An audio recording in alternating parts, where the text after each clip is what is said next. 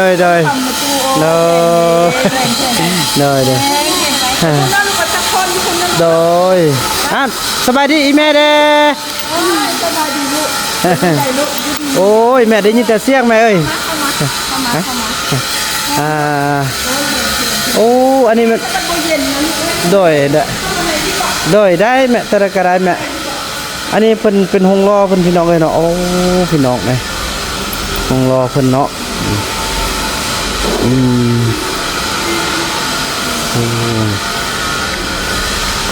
สุดยอดเลยเนาะโอ้สาธุโดยแม่โดยอันนี้เป็นทองเนาะโอ้เป็นทองที่เพิ่นเป็นทองเหลืองอะไรเนาะทองเหลืองเป็นเพิ่งพี่น้อยเพิ่งนี่ก็เป็นเพิ่งหั่งเพิ่งอันนั้นเฮาติแม่นแต่ว่ามันเข้าไปผสมไปปรุงแต่งให้มันเป็นขนมปังที่แข็งโตโอ้บุญรอดเฮียบุญรอดเจอของแท้บุญรอดเด้บุญรอดย่ามื้อแรกอาบน้ำนี่เนาะโอ้พี่น้องเอ้ยโอ้ขอบใจ FC ผู้มีน้ำใจแบ่งปันเหมือนฟ้าบันดาลให้สร้างรายการนี้มาสวยเหลือคนทุกข์คนจนหรือคนด้อยกว่าด้วยแห่งศรัทธาบุญนำพาได้มาร่วมทาง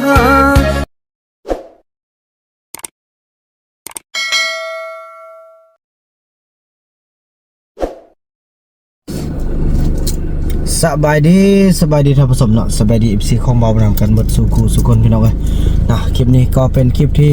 อาจจะพาสาวติ๊กเนาะแล้วก็บุญรอดไปนครโลยจันทร์พร้อมด้วยสาวนกแล้วก็ทางบุญมีลูกอย่าลูกบุญมีสบายดีบุกเก่งคือไอ้บุญรอดสบายดีลูกสบายดีแน่โอ้ยพี่น้องเอ้ยงามขนาดพี่น้องถึกหมดถึกส่งเอาแท้เอาว่าเนาะคือถือว่าจังสั้นแหละพี่น้องเอ้ยถือว่าการเดินทางของพ่อครั้งนี้ก็แม่น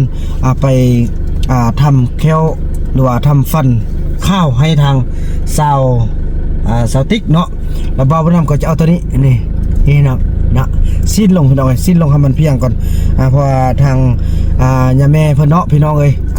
ก็ถือว่าขอบใจทางการสนับสนุนในการเดินทางและก็การทำแควเนาะของย่าแม่โอ้พี่น้องแม่ดาวบอลเพิ่นกระโทรมาเพราะจะได้พักกับแม่ดาวบอลนะพี่น้องกันมื้อนี้ฮัลโหลแม่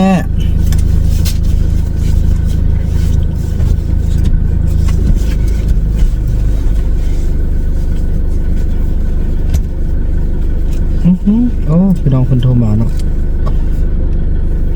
เราไปพักให้แม่ดาวบอลถือว่าขอบใจเนาะถือว่าทางพ่อเซแล้วก็ทางแม่นางเนาะถือว่าเพิ่นช่วยสนับสนุนในการเดินทางและก็ทำแคลในครั้งนี้ด้วยพี่น้องเนาะโอ้สัญญาณของบุรีเนาะ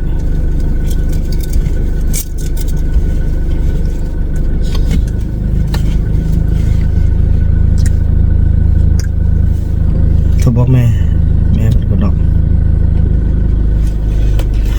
เอาอันนี้ไปข้างๆเลยน้องเด็กจังสั้นพี่น้องเนาะเดินทางพบกันต่อไปและแต่ระยะเนาะพี่น้องเนาะถือว่าเดินทางออกจากหมู่บ้านพ่อต้องเหลืองเนาะเวียงงานก็ถือว่าได้มอบไม้ทางเคยแล้วก็ทางซาวลีแล้วก็ทุกคนแล้วเนาะถือว่าเมื่อกี้กับทางย่าแม่ดาบอนซีหาราชเนาะเพิ่นโทรมาเกี่ยวกับส่งโลเคชั่นพอมื้อแรกนี่จะได้ไปนอนกับเพิ่นพี่น้องเอ้ยพอบ่ได้เห็นหน้าเห็นตากันจักเทื่อครั้งนี้ก็จะเป็นไปพักผ่อนอยู่นำเพิ่นพุ่นแหละพี่น้องเอ้ยไปโอไปลมไปกินข้าวกินน้ำนอนคืนนึงแล้วต่อมาก็สิได้นอนอยู่เฮือนพี่น้องของแม่นางเนาะถือว่าเจ้าภาพถือว่ารายการของรายการนี้ในการเดินทางในครั้งนี้ด้วยพี่น้องเนาะคนกับเขาทุกวันพี่น้องเอ้ยก็ได้มอบเฮียนให้ทางเคยละว่าบ่าวนำก็ได้แจ้งบอกว่าคณะแขกมากับแมนมอบให้ทางซ่องผู้เมียเป็นผู้รับเนาะ ดีอกดีใจพี่น้องขอบคุณทางแม่นางและก็ทางพ่ออีกครั้งอีกทีเนาะขอให้ทุกท่านขอให้ครอบครัวของท่านนั้นอยู่ดีมีแห้งเด้อร่ำรวยสวยพัดสวยซีเซาลีเซาติ๊กสวยพัดสวยซีพอต้องเรื่องก็ขอให้มีแต่สิ่งดีๆเกิดขึ้นมีแต่สุขภาพร่างกายเข้มแข็งร่ำรวยเนาะจากสัตว์และพี่น้องเดินทางแล้วพบกันแต่ละระยะเนาะถือว่าตอนนี้เราก็จะนำมาแวะเติมน้ำมันก่อนพี่น้องเนาะใส่เต็มถังเลยแหละพี่น้องพอไปนครหลวงอีจันทร์มันจะเดินทางกันทั้งวันเลยพี่น้องก็มันลานปลายมันแล้วนี่ตึง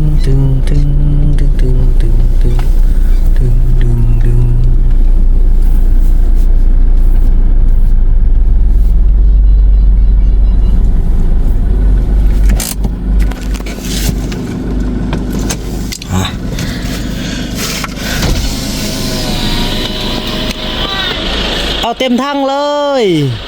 ก็เป็นคนป่าเองกับคนป่าไปอยู่ลำเขา ไปยืนข้อแล้วเป็นอันเดียวกันเป็นบ่เดียวกันบ่เนี่ยเลยสร้างในวัดไทยครอบครัวเป็นชื่อโหบอกว่าลั่นสิไปยังมื้อนี้โหบอกว่าลั่นสิไปยังมื้อนี้ไปเวียงไปเฮ็ดหยังไปลงคลิปนี่ไปเฮ็ดแก้วข้าวไปเข้าชุนควงงามแต่เบิ่งกลับมานี่อย่าสมัครอันซาติกเด้อใช่พวนบ่ไปป่ะบ่พวดได้บ่เอาแล้วอยู่ป่าพุ่นสิไปเฮ็ดแก้วงามบ่แม่นอันนี้มันติ๊กเนาะติ๊กมันลีเนาะซาลีอยู่เฮือนเอาเต็มทั้งเลยเด้อลุงเด้อ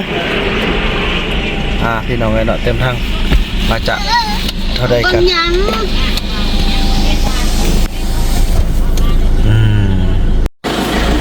โอ้เต็มทั้งแล้วนะลุงเต็มเรียบร้อยพี่น้องเนาะถึกอยู่1,240,000เนาะแม่นบ่1,214,000เอา14,000 1,214,000 1,214,000โอนเข้าบัญชีเลยเด้อ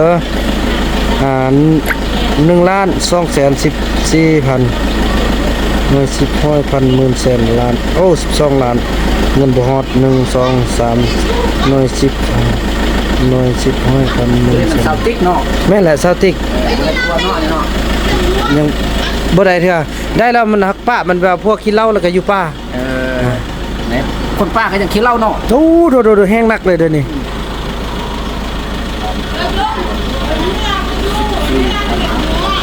โอเคขอบใจลุงขอบใจอะไรโดยน้องๆสำเร็จการเติมน้ำมันเฮ้ยติ๊กอยากกินข้าวแล้วบอกไอ้เด้อให้กินข้าวแล้วโอ้ไอ้บุญมีสบายดีเด้เป็นบ่สบายดีเก่งไอ้บุญรอดไปนี่สบายดีไอ้บุญรอดลูกอย่าสบายดีคนเอาเบิ่งกันโอ้อันนั้นสบายดีโพดไอ้ก็สาธุดิสบายดีเด้อเพิ่นยิ้มค้างพี่น้องดีใจเนาะติ๊กเนาะมีหมู่นำกันเนาะไปแวะเบิ่งเฮือนหน่อยนึงพี่น้องเพราะว่าในสร้างก็เฮ็ดเวียกเนาะอีพีก็จัดการเบิ่งพี่น้องเมื่อกี้ก็มีใส่โทรเข้าเวียกพี่น้องเนาะจังซี่แหละไปนายังล่างไปล่างยังนาจังซี่แหละพี่น้องก็ถือว่าช่วงมีเวียกหลายแด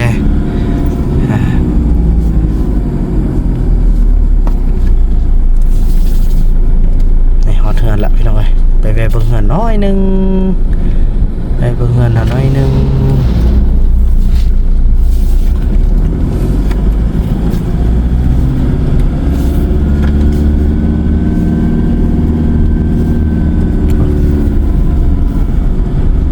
จะเปิดเพลงที่เนาะที่ว่าที่บอก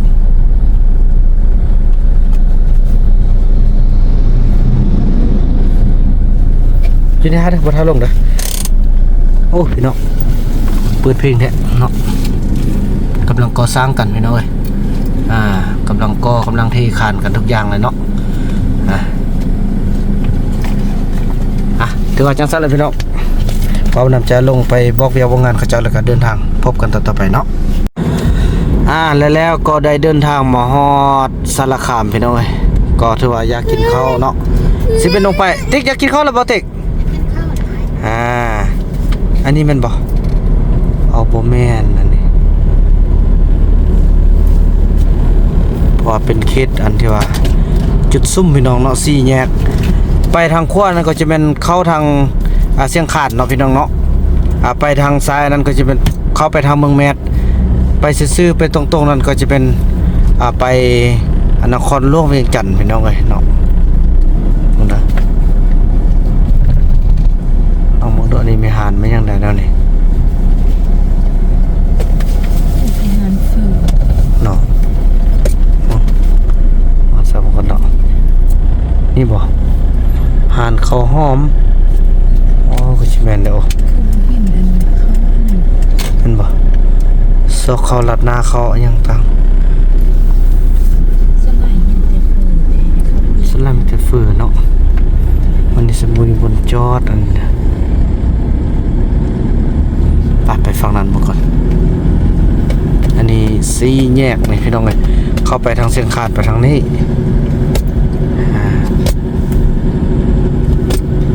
ซอกเบิ่งหานแล้วก็เนาะไอ้บนรอดเนาะอ๋อทุกหานนี่เต็มแท้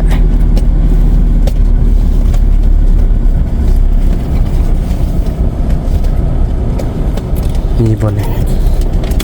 โอ้มีน่าจะเข็ดนี่แหละ ฝั่งนั้นก็มี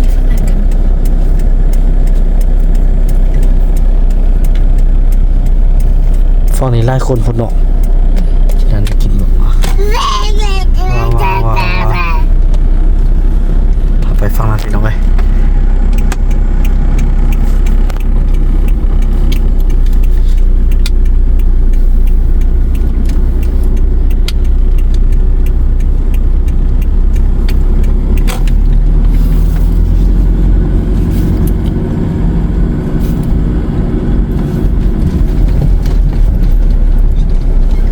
ยังก็สิกินอยู่นี่เด้อแหละโอเคยังก็สิกินนี่เลยอันเขากำลังปรับปรุงใหม่โล่งบาทนี่กินข้าวก่อนเนาะ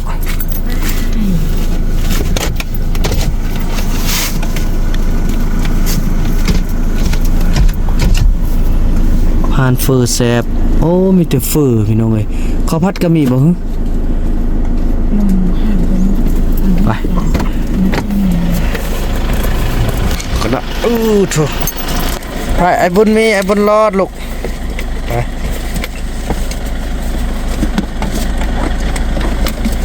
ไปนะแม่เนาะลูกไปนะแม่เป็นแม่ไป ไปลูกไป โอ้โถบ่ไอ้เบิ่งกันหาทางก็ดอกว่าดีปลาเนื้อมุงนาทอดดุกข้างตำบักฮงทอดปลาลาบโอ้แสดงว่ามีเขาอยู่เนาะได้มาเลยไปเข้าไปนั่ง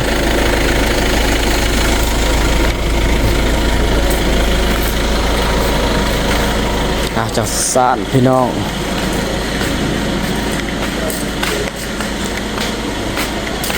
นั่งตัวใดนั่งตัวนี้ก็ได้จะไปพัดลมสิโดยอันเขากินมียังได้เนาะ กินมีเฟิร์นข้าวเปียกมีตำนาน ตัวมีตำรอนต้มไก่ลาบแกงเนาะข้าวผัดแต่บ่มีเนาะ เอาลาบเอาเนาะเขาวเนี่ยมีบ่โอเคเอาลาบกับแกง ร้านมันมีสุดเส้นกับสุดเส้น เอาสุดละสามคนมาสุดละแสนคนก็ได้แหละมันมีแกงพร้อมเนาะแต่ก็ข้าวเหนียวพร้อม เอาสุดว่า น่าจะเอาน้องบ่คิดดิเอาสุกอ่ะ เอาแบบสุดๆไปกินมันจะไม่มี ได้โอเค เขาเดี๋ยวเอาไปไหน เขานี่แล้วเป็นแบบไหนเป็นโลเอาโลนึงก่อนเอาโลนึงติ๊กมาเข้ามาเนาะมาเข้ามานั่งโอเคพี่น้องกินข้าวกินน้ำกันเราเดินทางต่อกันพี่น้องเนาะไปนั่งมาเลยนั่งเลยเนาะ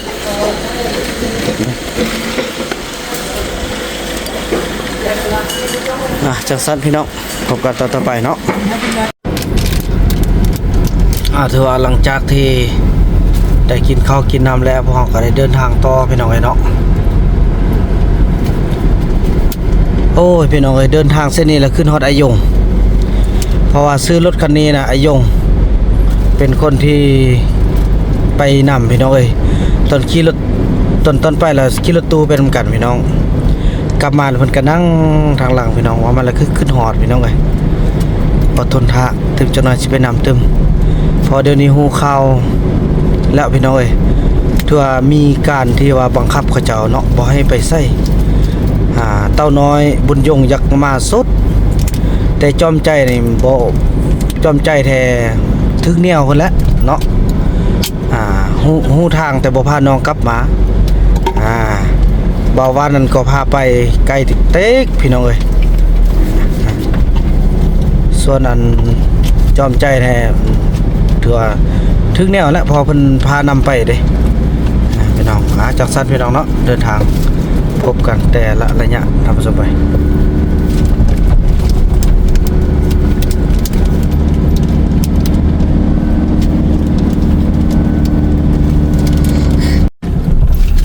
ถือว่าท่านผู้ชมตอนนี้เป็นเวลาอยู่2 โมงกับ 4 นาทีเนาะก็ถือว่าจะได้มาแวะเสี่ยวคำสอนบุญราศีเนาะถือว่าเป็นนักฮ้องดังของเผ่ากะมุกเนาะหรือว่าเผ่าเบาบุญนำพี่น้องเอ้ยพยายามเพิ่นก่อนพี่น้องเพราะว่าอันนี้คือจุดกำเนิดที่เบาบุญนำจะมีชื่อมีเสียงกะย้อนที่ว่าโอ้ลมกันจังซี่แหละพี่น้องเอ้ยเนาะโอ้ลมน่ะก็บ่ทิ่มกันพี่น้องไปแล้วต้องมาเมืองมาแยงเนาะต้องมาลิ้นมาเยี่ยมยาม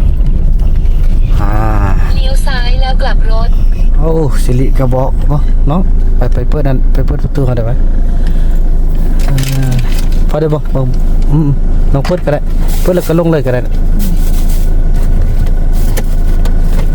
นี่พี่น้องเอ้ยเนาะมุ่งหน้าทางตะวันออกโอ้สิริก็ได้ค่อยฮอดจุดเป้าหมายแล้วโอ้เพิ่นปักไป5เฮือนแม่ดาวอนเด้พี่น้องเอ้ย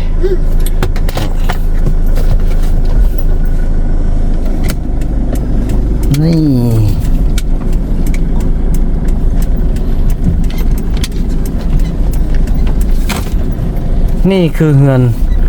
เสี่ยวคำสอนบุญราศีนี่พี่น้องเอ้ยเพิ่นก็ขายผลิตภัณฑ์นั่นเด้พุ่นน่ะเห็นกันละไปสติ๊กลงมานี่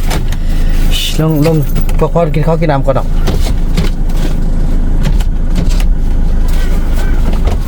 ไปลงก่อน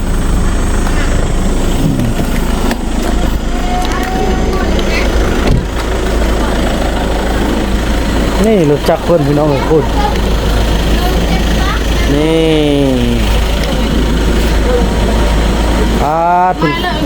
มาเลยผมขายผลิตภัณฑ์นี่ได้เนาะโอ้อันนี้ต้นเขาขายออกเต็นบ่คนละเพียวโอ้พี่น้องเอ้ยผู้ใดอยากได้เนาะมาอุดหนุนโอ้มีฮอตน้ำหอมวินพลัสพี่น้องเอ้ยนี่สมัยเลยเสี่ยวสบายดีสบายดีอย่าช่องอาหารมันเล่นมาเพิ่งกันละพี่น้องอันนี้แหละจุดกำเนิดที่ว่าจะมีคนรู้จักเนาะอันนี้คือคำสอนบุญราศีสบายดีไอ้บุญหลอดสบายดีเห็นไหมวะสบายดีเด้จังสั้นเลยพี่น้องเลยเนาะพอก็จะได้พักผ่อนนี่ก่อนแรงหน่อยนึงก็จึงจะไปห้านยามแม่เดียดาวอนซีฮาลาดเนาะพี่น้องเลยโอ้ติ๊กมะม่วงสุกคุณเหรอยากบ่โอ้ลืมเหาะมีเบิ้งไปซื้อของฝากของตอนพอเชี่ยวพี่น้องเลยเนาะลืมนะแต่บ่เห็นมะม่วงตัวนี้ก็ละสิบ่ขึ้นออกเนาะ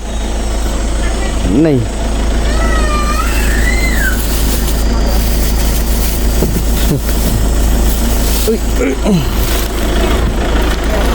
หนักไหมเนี่ยไอ้บนรถให้เนี่ยเฮ้ยใช่เนี่ยเกาะยืมกันเนี่ยบนมีเนี่ยนี่เราเชี่ยวโบยังฟากมีแต่มากมายเด้อมาฟากมาตอน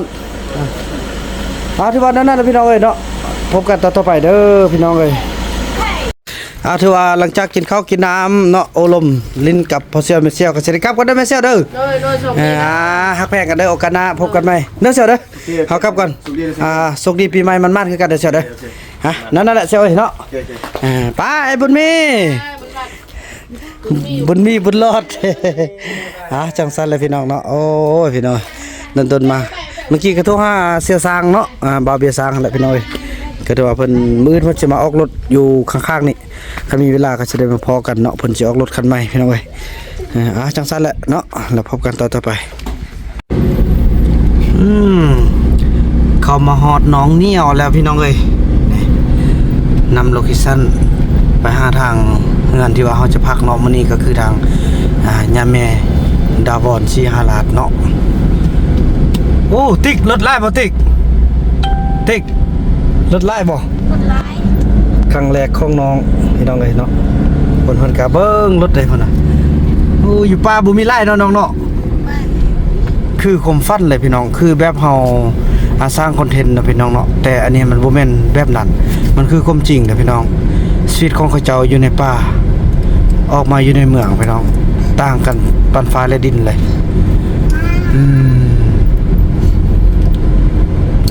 เอาน้องมาเปิดหูเปิดตาบุญรอดในยังมากก็สิได้มาขับรถขับล่างได้ไอ้บุญรอดนี่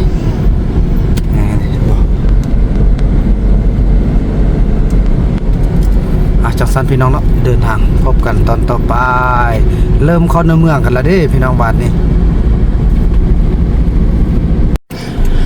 ถือว่าตอนนี้เฮาก็ใกล้จะฮอดกันแล้วพี่น้องเนาะตามที่สิริรายงานพี่น้องเนาะ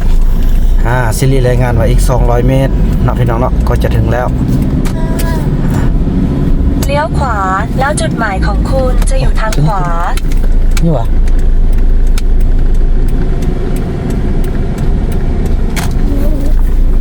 เลี้ยวขวาจุดหมายของคุณจะอยู่ทางขวานี่บอกฮอนนี่โอเคน่าจะเป็นตัวนี้บอกห้องเฮียนอีก100 เมตรเลี้ยวขวาแล้วเลี้ยวขวามาคนก่อนคอมเมนตี้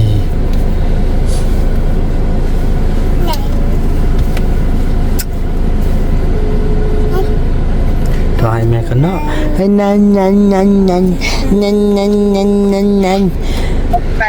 โดยแม่ลูกมาฮอดห้องเฮียนปลอดสิ่งเสพติดแม่ก็เลยว่าโรงเรียนปลอดเสพติด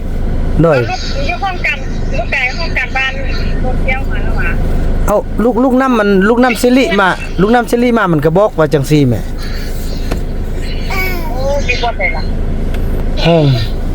ซิลินี่บางเครื่องบางตัวได้มั้ยวะซิลินี่นะเกี่ยวนี่นะลูกนี่มาเรื่อยๆผู้อ้วนนั่นหรอกนี่นะเพื่อนเขาเป็นห้านอัพคิดเลยซีนะลูกแล้วทางขึ้นนี่แม่ทางขึ้นนี่มันเป็นทางแดงมันบอกมันจะทุกวันจะไปทุกวันทางนั้นตาว่ะว่าต้องเป็นมาทางล่างเลยจะเนาะอันเบิ้งแล้วบ้านเนี่ยก็แม่ซื้อนะบ้านโนนแก้วลูกบ้านโนนแก้วเนาะโดยทางเลยนะเพื่อนเอาที่ทิ้งทางเลยน่ะมันเป็นตึก3 ชั้นเดลูกเกอร์อันเป็นตึก3 ชั้นเนอะโอ้ซิลิตัวอีกแล้วแม่ตึก3 ชั้นซิลิมันตัวได้ซิลิอ่ะน่ะเขาใกล้ให้แล้วนี่3 ชั้นไกลห้องการบ้านโนนแก้วมาอยู่แคมป์100-200 เมตรนี่ก็เป็นเฮือนเฮาแล้วนะลูกอยู่แคมป์ทางเลยนะแม่เนาะโดยแม่เกี่ยวกับรถโอเคขอบใจแม่ได้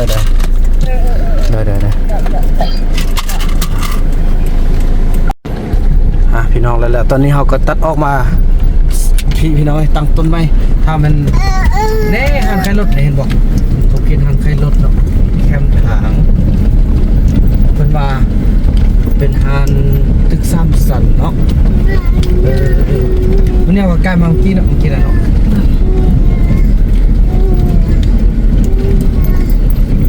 ไอ้บุญรอดนี่นะตึ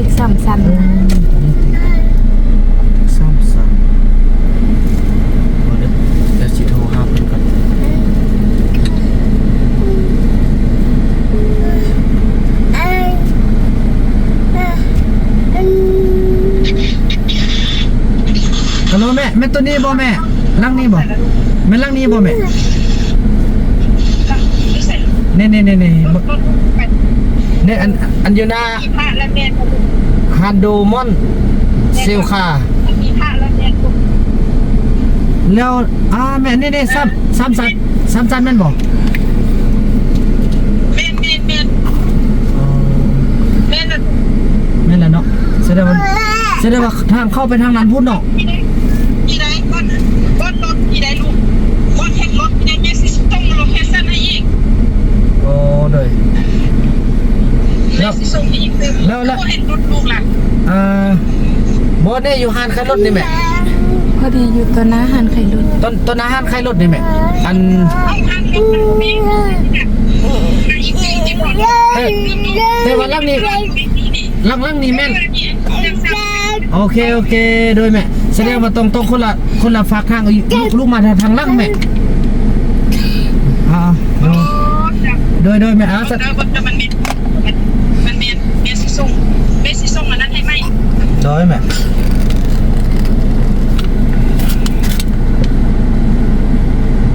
โอ้โหรู้เต็มรู้ขนาดผู้ใดมันจะมาหากระเลยมันมาดูเด้อรอเอาเป็นเด้อเด้อคนเป็นอย่างเด้อเด้อ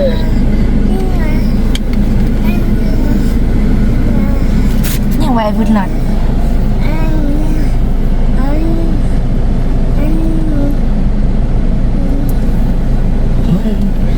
แม่นได้ละบาดนี่ ไปทางใด ไปทางนี้บ่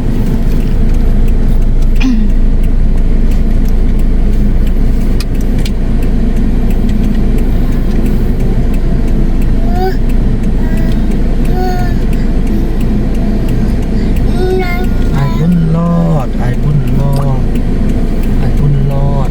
รอดน่าจะเป็นหลังนี้แล้วสามสันสีขาวนี่1 2 3 น่าจะเป็นลำถึงตัวนี้แหละ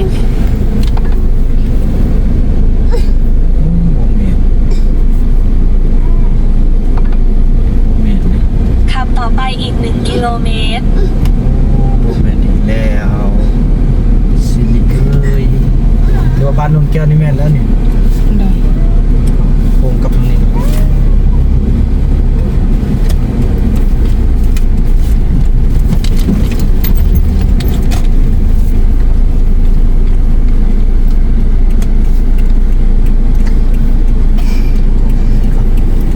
บ้านนี่แม่นแล้วบ้านนนแก้ว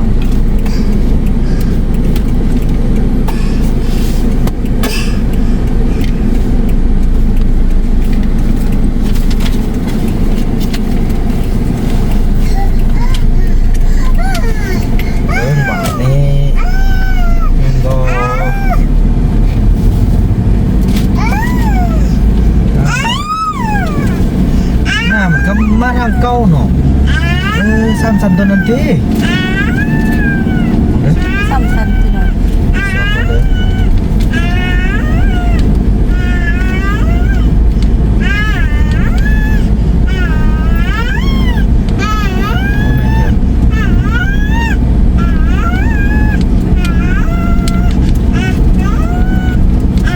อยู่เข้มทาง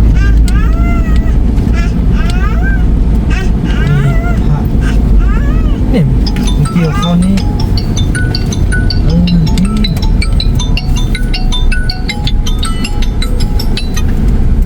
ฮัลโหลแม่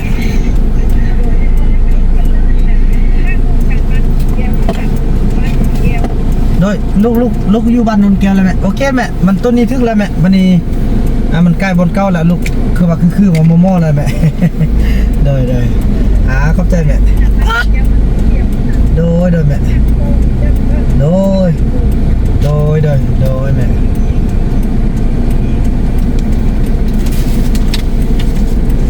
ชิเมนแล้วบัดนี้พอเมื่อกี้นี่มันเข้าหันเมื่อกี้เนาะ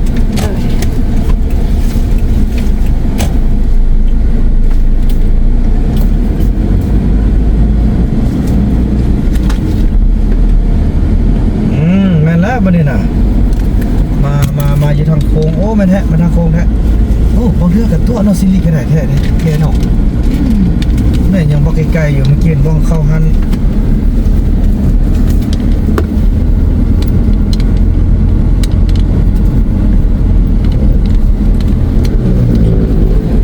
ทางโค้ง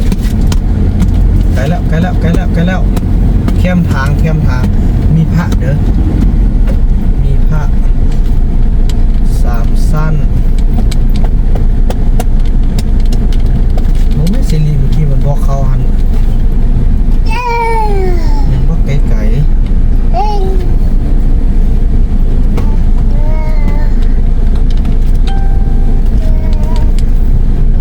อีก 200 เมตร เลี้ยวขวา 200 เมตรเลี้ยวขวา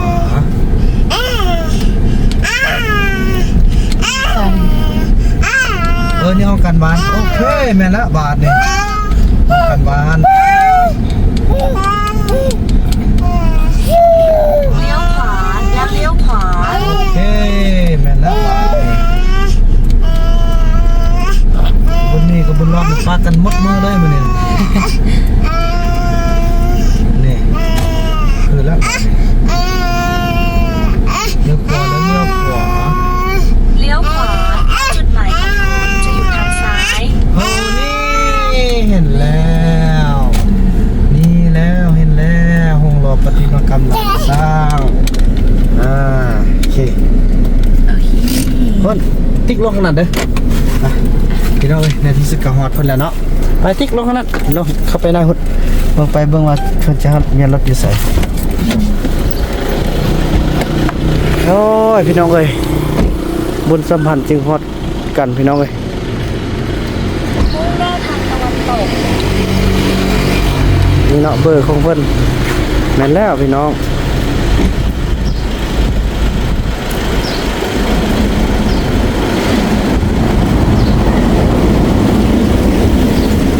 เดี๋ยวพาเพิ่นเนาะ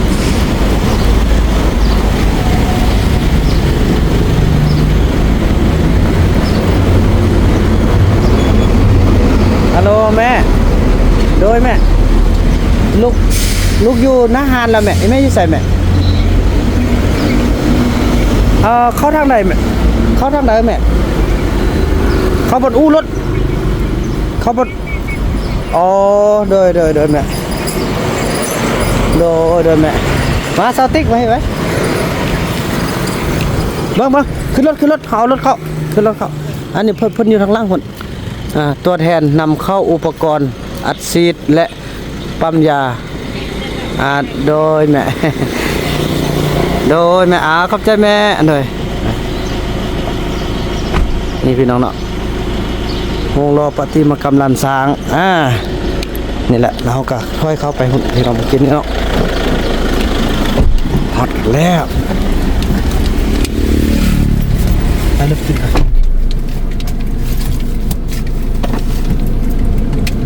โอ้ซีรีส์นี่ตัวไกล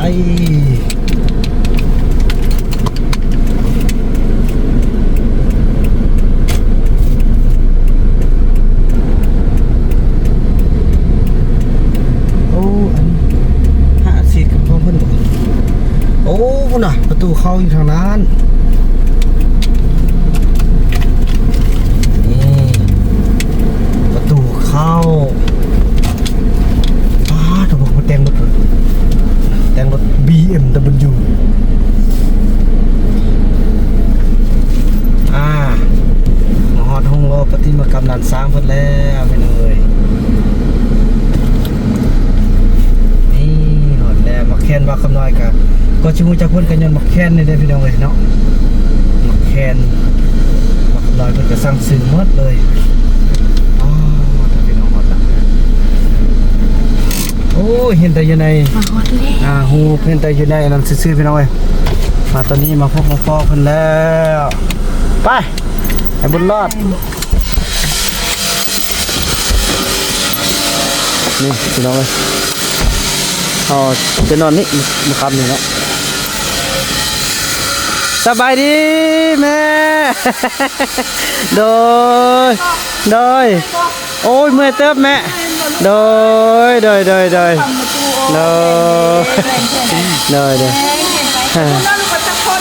โดยสบายดีอีแม่เด้สบายดีลูกโอ้ยแม่ได้ยินแต่เสียงแม่เอ้ยโอ้อันนี้มันโดยได้แม่ตะกระได้แม่อันนี้เป็นห้องรอเพิ่นพี่น้องเอ้ยเนาะโอ้พี่น้องเอ้ยห้องรอเพิ่นเนาะ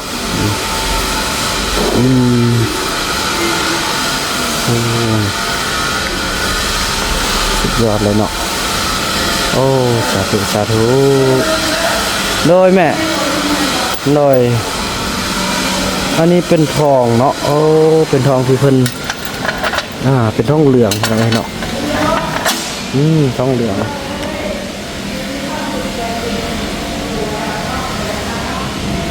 นี่พี่น้องผู้ใดเนาะท่านใดอยากมาใช้บริการนำเพิ่นก็อาศัยใดพี่น้องเนาะนี่อันนี้ก็ถือว่ากำลังเป็นห้องรอเนาะนี่อันนี้ใหญ่เลยที่นี่ที่เดียวของประเทศลาวของพี่น้องเลยเนาะ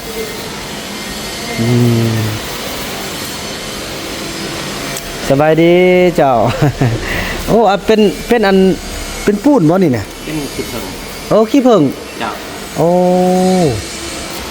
เป็นขี้ผึ้ง เป็นผึ้งเป็นแดด เป็นเพิ่งพี่น้อยเพิ่งนี่ก็เป็นเพิ่งหั่งเพิ่งอันนั้นเฮาติ แม่นแต่ว่ามันเข้าไปผสมไปปรุงแต่งให้มันเป็นผงปั่นที่แข็งโตขึ้น อ๋อ ก็เพิ่งข้างให้แหละแต่ว่ามันมีส่วนผสมหลายอย่าง โดย มีน้ำมันมีจุดซี่มี เอ แป้ อง มีหลายอย่าง เลยนี่คิดเอาไว้เนาะที่นี่ที่เดียวอยู่ในประเทศลาวพี่น้อยเนาะโฮงรอประติมากรรมลานสร้าง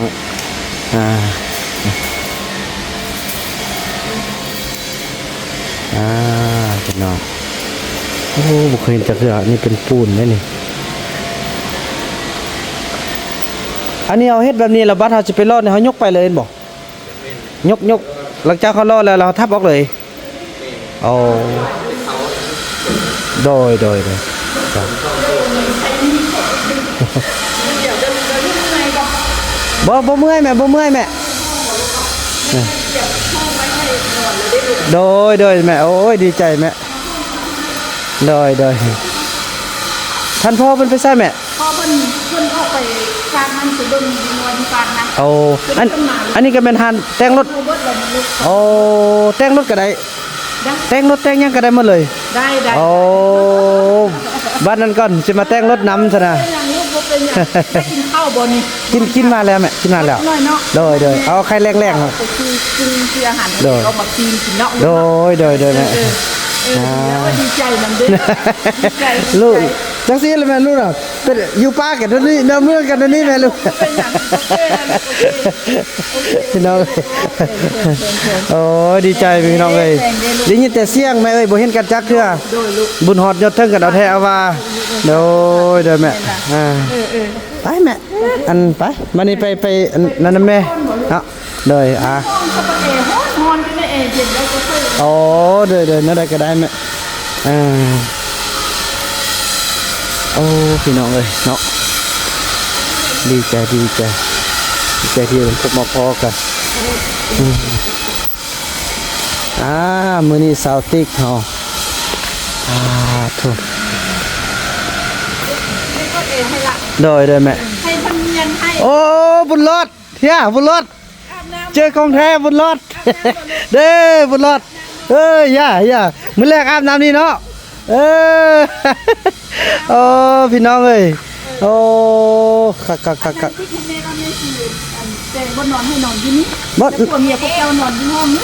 แล้ว แม่นอนห้องเดียวเล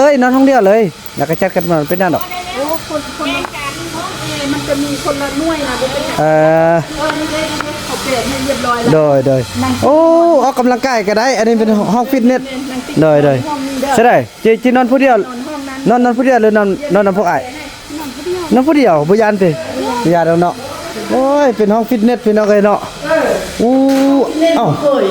อันนี้แหละเป็นอันแต่ละมื้อนี่เขาเจ้ามาบ่มีใครมีของส่วนตัวเฮา โอ้บ่ได้ออกกำลังกายก็ออกเลยเนาะเซ็กเกอร์เข้ามาดู โอ้ เอาเอ็นเดี๋ยวแม่ไปซอกเอาอันนี้นวด ฮะเชื่อว่าพี่น้องเอ้ยตอนนี้ก็มาฮอดมาถึงแล้วเนาะก็สิจัดบอลจัดโอ้เนาะเบียร์แคลมติ๊กเอ้ยเนาะ ไอ้มันมียาน ให้บุริยัน อะไรวะอะไรวะ เอาเถอะนั้นไปนั่งนอกก่อนบ่เพิ่นแอกก่อนเนาะแอกกันยังบ่ทันขึ้นเด้อเอาถือว่าจังซั่นแหละพี่น้องเนาะถือว่าอันนี้เป็นแบบว่าอยู่คาสินอน3สันก็ได้นอนนี่ก็ได้แปลว่านอนนี่ดีกว่าเดี๋ยวอาบน้ำอาบในเด้อโอ้เห็นแล้วบุญมีเฮาจะให้มันมีแบบนี้นะเฮ้ยโอ้คักโอ้ดินเฮานี่คันซื้อตอนนั้นได้ทางล่างได้อยู่เบิ่งต่อไปคันมีเงินมีคำพี่น้องเอ้ยเนาะอันเด็กน้อยนี่ก็อาบได้เนาะเอ้ยเนาะโดยแม่ เจ้าไปเจให้เขาเจ้าไปล้างรถให้เจ้ามา โอ้โดย มีเครื่องสำคัญเอาออกไปเอาออกไหม อ๋อบ่มีหยังดอกล้างแต่ข้างนอกก็ได้ติแม่ โอ้ได้ถ้าลูกอยากล้างข้างในลูกก็ล้างข้างนอก เด้อทางนั้นวันนี้มันก็เปื้อนคือเก่าแล้วเอาแต่ข้างนอกเอาแม่ขอบใจแม่หลายๆเด้อจังซั่นล่ะ